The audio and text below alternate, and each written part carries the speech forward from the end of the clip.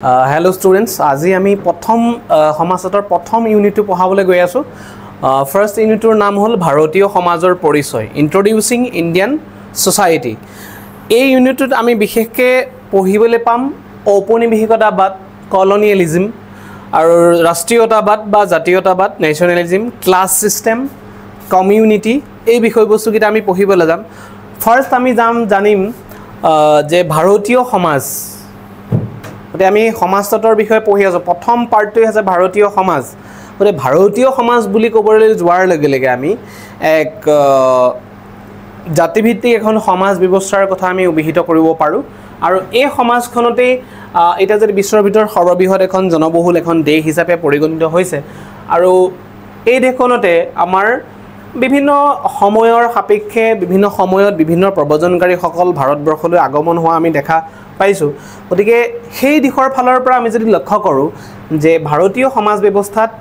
অতি প্ৰাচীন কালৰে পৰাই আমাৰ ভাৰতবৰ্ষত বিভিন্ন প্ৰব্ৰজনকাৰীসকল আহি ভাৰতবৰ্ষত সহাৱস্থান কৰিছেহি। গতিকে তাৰ ভিতৰত আমি সমাজতত্ত্ববিদ বি.এছ. গুহই 7টা শ্ৰেণী বিভাজন তেখেতে কৰিছে। তাৰ ভিতৰত আমি যদি লক্ষ্য কৰোঁ যে শ্ৰেণী বিভাজনটো যদি চাওঁ, আমি প্ৰথমটো হ'ল আমাৰ নেগ্ৰিটসকলৰ কথা কৈছে। এওঁলোক উপদেশীয় এক পুৰণি বাসিন্দা হিচাপে তেওঁলোকক অভিহিত কৰা হৈছে। আৰু এওঁলোক এটা সৰু অঞ্চলত এজ এ গ্ৰুপ হিচাপে তেওঁলোকে থাকে। বিশেষকৈ ভাৰতবৰ্ষৰ আমাৰ কাদৰ, ইলাৰ, পানিয়া, আন্দামানৰ অংগী, আন্দামানী, এই নেগ্ৰিটসকলৰ উদাহৰণৰ কথা আমি অভিহিত কৰিব পাৰোঁ। ঠিক আছে। নেক্সট আমি যদি লক্ষ্য কৰোঁ যে প্ৰটৰ অষ্ট্ৰেলিয়াত এওঁলোক ভাৰতবৰ্ষৰ এক পৌৰাণিক অধিবাসী হিচাপে আমি অভিহিত কৰিব পাৰোঁ। আৰু এওঁলোক কি হয়, মধ্য ভাৰতত বেছিভাগ জনজাতি প্ৰজাতিৰ ভিতৰত মানে প্ৰটৰ অষ্ট্ৰেলিয়াতখিনিক আমি যদি লক্ষ্য কৰোঁ, মধ্য ভাৰতৰ প্ৰজা বা জনজাতিসকলৰ কথাই আমি অভিহিত কৰিব পাৰোঁ। তাৰ পাছত কি হয়, আৰ্যসকলে এওঁলোকক অনখ, দাহ, দস্যু, নিষাদ এজ এ ট্ৰাইবেল একেবাৰে নিম্ন প্ৰজাতিৰ হিচাপে তেওঁলোকক আৰ্যসকল যেতিয়া ভাৰতবৰ্ষলৈ আগমন ঘটিছিল, তেতিয়াই তেওঁলোকক কি হৈছিল যে এওঁলোকক এই নামেৰে নামাকৰণ কৰিছিল। মানে একেবাৰে নিম্ন সামাজিক স্থানত প্ৰদান কৰি তেওঁলোকক নামাকৰণ কৰা হৈছিল। তাৰ পিছত আমি যদি লক্ষ্য কৰোঁ কোনসকল প্ৰজাতি ভাৰতবৰ্ষলৈ আগমন ঘটিছিল, যে মংগোলয়তসকল। এই জনগোষ্ঠীৰ মানে গোষ্ঠীটোৰ শাখা দুটা, পেলিঅ' মংগোলয়ত আৰু টিব্ৰেটৰ মংগোলয়ত। এতিয়া আমি যদি লক্ষ্য কৰোঁ যে হিমালয়ৰ নামনি আৰু উত্তৰ পূবৰ যিসকল জনগোষ্ঠী, মানে আমাৰ নৰ্থ ইষ্টৰ যোনবিলাক ট্ৰাইবেল পিপুল আছে, তেওঁলোকক আমি যদি লক্ষ্য কৰোঁ কোনটো জনগোষ্ঠী বা প্ৰজাতি হিচাপে আমি ধৰি ল'ব পাৰিম, মংগোলয়ত হিচাপে ধৰি ল'ব পাৰোঁ। গতিকে উত্তৰ পূৰ্বাঞ্চলৰ বিশেষকৈ আমি অসম, মণিপুৰ, পশ্চিমবংগ আৰু ত্ৰিপুৰা, এই 4খন ৰাজ্যত বিশেষকৈ এই মংগোলীয় প্ৰজাতিসকল বসবাস কৰে বুলি ক'ব পৰা যায়। আৰু সেইকাৰণে এওঁলোকক প্ৰাচীন এক জনগোষ্ঠী হিচাপে আমি নামাকৰণ কৰিব পাৰোঁ। নেক্সট আহিলে ভূমধ্য সাগৰীয় আৰু মেডিটেৰিয়ান। এওঁলোক দ্ৰাবিড ভাষাৰ সংস্কৃতিৰ সৈতে জড়িত এক প্ৰজাতি। আৰু ভাৰতবৰ্ষত বিশেষকৈ পশ্চিম দক্ষিণ অঞ্চলত এওঁলোকক আমি সহাৱস্থান কৰা আমি দেখিবলৈ পাওঁ। গতিকে এই ভূমধ্য সাগৰীয় মেডিটেৰিয়ান প্ৰজাতিৰ পিছতে ভাৰতবৰ্ষলৈ আগমন ঘটিছিল আমাৰ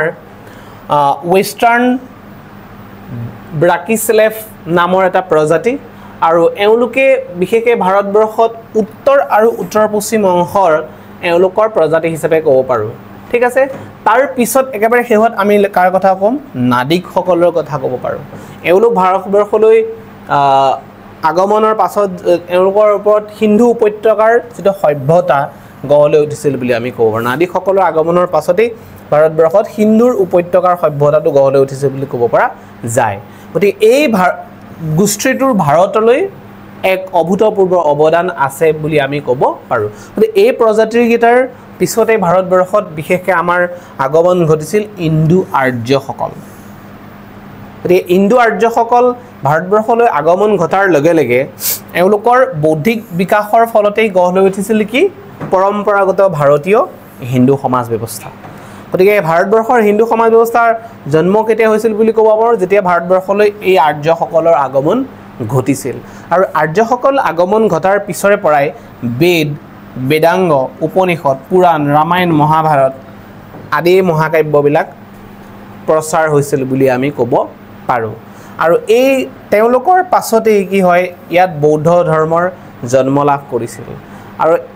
ঠিক তেনেধৰণে আমাৰ বিভিন্ন প্ৰজাতিসকলৰ আগমনৰ ফলস্বৰূপে আমাৰ বিভিন্ন ধৰণৰ ধৰ্মসমূহৰ সৃষ্টি হৈছিল বুলি আমি ক'ব পাৰোঁ প্ৰথম কিহৰ কথা ক'লোঁ আৰ্যসকল অহাৰ লগে লগে আমাৰ ভাৰতবৰ্ষত হিন্দু ধৰ্মৰ সৃষ্টি হৈছিল বা পৰম্পৰাগত হিন্দু সমাজ ব্যৱস্থা সৃষ্টি হৈছিল বুলি আমি অভিহিত কৰিব পাৰোঁ তাৰ পিছত আমি যদি লক্ষ্য কৰোঁ যে বিভিন্ন সময়ত আমাৰ বিভিন্ন প্ৰজাতিসকলৰ আগমনৰ লগে লগে ভাৰতবৰ্ষত আমাৰ বিভিন্ন ধৰ্মৰ সৃষ্টি হৈছিল বুলি ক'ব পৰা যায় বা আবিৰ্ভাৱ হৈছিল গতিকে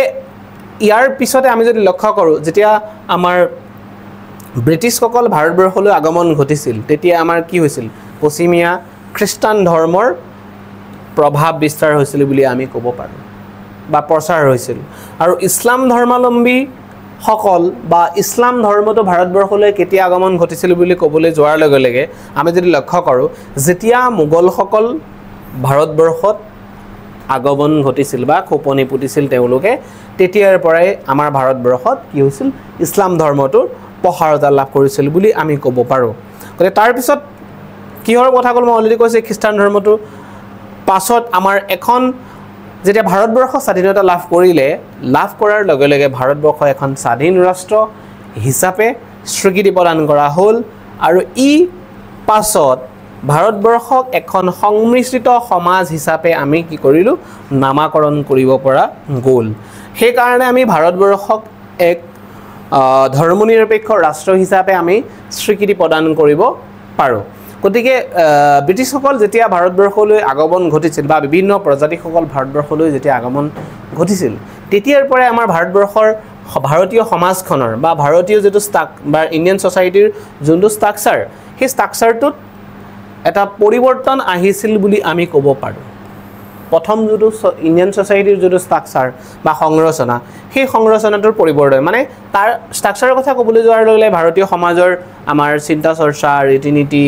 সমাজ নীতি ৰাজনীতি অৰ্থনীতি প্ৰযুক্তি নীতি আদি বিষয়ৰ কথা ক'ব পাৰোঁ এতিয়া স্বাধীনতা লাভ কৰাৰ পিছৰ ফালৰ পৰাই ভাৰতবৰ্ষখন এখন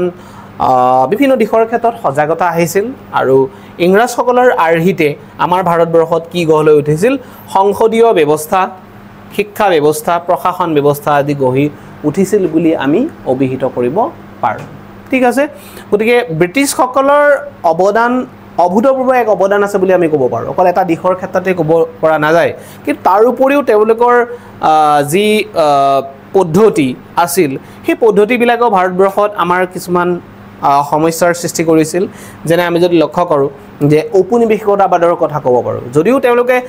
শিক্ষা স্বাস্থ্য বা প্ৰশাসন ব্যৱস্থা বা যাতায়াত যোগাযোগ ব্যৱস্থাৰ আমূল পৰিৱৰ্তন আনিছিল কিন্তু তাৰ উপৰিও আমি এই ঔপনিৱেশিকতাবাদটোৱে ভাৰতবৰ্ষত ভাৰতীয় সমাজ সংৰচনাত এক অভূতপূৰ্ব পৰিৱৰ্তন আনিছিল গতিকে ঔপনিৱেশিকতাবাদ ব্যৱস্থাৰ কথা আমি বিশেষকৈ আলোচনা কৰিবলৈ যাম ভাৰতীয় সমাজৰ কথা ক'বলৈ যোৱাৰ লগে লগে আমি কিহৰ কথা কৈছোঁ ভাৰতীয় সমাজখনৰ কথা ক'ল কেনেধৰণে প্ৰজাতিসকল আহি ভাৰতবৰ্ষত আগমন ঘটিছিল তাৰপিছত ভাৰতীয় সমাজৰ সামাজিক সংৰচনাৰ ক্ষেত্ৰত কোনবোৰ দিশে প্ৰভাৱ বিস্তাৰ কৰিছিল যদি বুলি ক'বলৈ যোৱাৰ লগে লগে আমি প্ৰথম কাৰকটোৱে কিহৰ কথা ক'ব পাৰিম ঔপনিৱেশিকতাবাদ কলনিয়েলিজিম এইটো খুব এটা ইম্পৰ্টেণ্ট পইণ্ট কলনিয়েলিজিম বা ঔপনিৱেশিকতাবাদ বুলি ক'বলৈ যোৱাৰ লগে লগে আমাৰ 19বিংশ শতিকাত ইউৰোপৰ বিভিন্ন দেশে পৃথিৱীৰ অন্যান্য দেশৰ ওপৰত কি কৰিব বিচাৰিছিল প্ৰভাৱ বিস্তাৰ কৰিছিল গতিকে এই প্ৰচেষ্টা ফলতে ঔপনিৱেশিকতাবাদৰ সৃষ্টি হৈছিল বুলি আমি ক'ব পাৰোঁ গতিকে সাধাৰণ অৰ্থত যদি আমি লক্ষ্য কৰোঁ যে ঔপনিৱেশিকতাবাদ কাক বোলে এখন দেশৰ ওপৰত আন এখন দেশৰ শাসন এই শাসিত দেশখনৰ সম্পদ শাসকীয় দেশখনৰ কল্যাণ বা স্বাৰ্থৰ ব্যৱহাৰ কৰাৰ আদি হ'ল ঔপনিৱেশিকতাবাদ আমি যদি লক্ষ্য কৰোঁ যে এখন দেশৰ ওপৰত আন এখন দেশৰ যেটা শাসন কৰিব সেই শাসিত দেশখনৰ শাসিত দেশখনৰ সম্পদৰাজিক যেতিয়া শাসকীয় দেশখনে দেশখনৰ কল্যাণ বা স্বাৰ্থৰ খাতিৰত তেওঁলোকে ব্যৱহাৰ কৰে তাকে ঔপনিবেশিকতাবাদ বুলি কোৱা হয় উদাহৰণস্বৰূপে আমি যদি লক্ষ্য কৰোঁ যে ইংলেণ্ডে বা ইষ্ট ইণ্ডিয়া কোম্পানীয়ে যেতিয়া ভাৰতবৰ্ষত শাসন কৰিছিল তেওঁলোক কোন আছিল শাসক শাসিতক বুলি ক'বলৈ যোৱাৰ লগে লগে কাৰ কথা ক'ম ভাৰতৰ কথা ক'ম ঠিক আছে গতিকে ব্ৰিটিছসকলে ভাৰতবৰ্ষৰ ওপৰত কি হৈছিল দেশৰ সম্পদৰাজিসমূহ তেওঁলোকৰ কল্যাণৰ কাৰণে মানে ইংলেণ্ডৰ কল্যাণৰ কাৰণে ব্যৱহাৰ কৰিছিল হেতুকে আমি কি কৈছো ঔপনিবেশিকতাবাদ মানে ঠিক আছে গতিকে আন এখন দেশে যেতিয়া শাসন কৰি সেই দেশখনৰ সম্পদৰাজিসমূহ যেতিয়া তেওঁলোকৰ দেশখনলৈ লৈ যায় কল্যাণৰ খাতিৰত তাকে আমি ঔপনিবেশিকতাবাদ বুলি ক'ব পাৰোঁ গতিকে 19 শতিকাত পৃথিৱীৰ যিকোনো সভ্যতাৰ সংস্কৃতি পিছপৰি আছিল সেই ঔপনিবেশিকতাবাদে ইউৰোপৰ দেশসমূহে ইয়াত প্ৰভাৱ বিস্তাৰ কৰিছিল বিশেষকৈ সমসাময়িকভাৱে সোভিয়েট ৰাছিয়াৰ কথা ক'ব পাৰোঁ আমি ইংলেণ্ডৰ কথা ফ্ৰান্স পৰ্তুগাল হলেণ্ড আমেৰিকাৰ আদি এছিয়াৰ বিভিন্ন অংশত ঔপনিবেশিকতাবাদৰ চেষ্টা কৰাইছিল এই দেশসমূহে ঔপনিবেশিকতাবাদ প্ৰতিষ্ঠা কৰিবলৈ সক্ষম হৈছিল গতিকে এছিয়াৰ ভিতৰত আমাৰ ইংলেণ্ডৰ অন্যতম সাফল্য আছিল কি আছিল এছিয়াৰ ভিতৰত ইংলেণ্ডৰ কি সাফল্যতা আছিল যে ভাৰতবৰ্ষখনক তেওঁলোকৰ অধিকৃত কৰা বা অধিকাৰ কৰাটো গতিকে ভাৰতবৰ্ষলৈ তেওঁলোকৰ প্ৰথম পদাৰ্পণি কেনেকৈ ধৰণৰ হৈছিল বেপাৰ বাণিজ্যৰ উদ্দেশ্যৰে ঠিক আছে যে ইষ্ট ইণ্ডিয়া কোম্পানীয়ে ভাৰতবৰ্ষৰ যেতিয়া সেই ৰজা মহাৰাজাসকলক এখন নিৰ্দিষ্ট ষ্টেট ৱাইজত যেতিয়া ৰজাসকলে শাসন কৰি আছিল তেতিয়া প্ৰত্যেকজন ৰজাৰ অমিল আৰু দুৰ্বলতাৰ সুযোগ লৈয়ে ভাৰতবৰ্ষত শাসনভাৰ কাঢ়ি ল'বলৈ সক্ষম হৈছিল কোনে ব্ৰিটিছসকলে গতিকে 1857 চিপাহী বিদ্ৰোহৰ ফলত যেতিয়া কোম্পানী শাসন পৰে ভাৰতৰ শাসনভাৰ ইংৰাজৰ হাতলৈ গৈছিল কোম্পানীৰ পৰা কাৰ হাতলৈ গৈছিল চিপাহী বিদ্ৰোহৰ পিছত ইংৰাজসকলৰ হাতলৈ গৈছিল গতিকে ভাৰতবৰ্ষত ইংৰাজৰ শাসন সুদৃঢ় কৰিবলৈ চুবুৰীয়া দেশৰ কথা যদি লক্ষ্য কৰোঁ ব্ৰহ্মদেশ আৰু পশ্চিমে বেলুচিস্তান ইংৰাজসকলেও কি কৰিছিল মানে এটা বৃহত্তক এৰিয়াত যাতে শাসনটো তেওঁলোকে প্ৰতিষ্ঠা কৰিব পাৰে তাৰ কাৰণে এই দুখন কি কৰিছিল তেওঁলোকে অধিগ্ৰহণ কৰিছিল গতিকে ইংলেণ্ডে আনকি অষ্ট্ৰেলিয়া নিউজিলেণ্ড পৰ্যন্ত কি কৰিছিল নিজৰ ঔপনিবেশিকতাবাদৰ দিশটোক প্ৰভাৱ বিস্তাৰ কৰিবলৈ সক্ষম হৈছিল গতিকে ফলত এই অঞ্চলটোত ইংৰাজসকলৰ এক বৃহত্তৰ সাম্ৰাজ্য প্ৰতিষ্ঠা কৰিবলৈ সক্ষম হৈছিল গতিকে পৃথিৱীৰ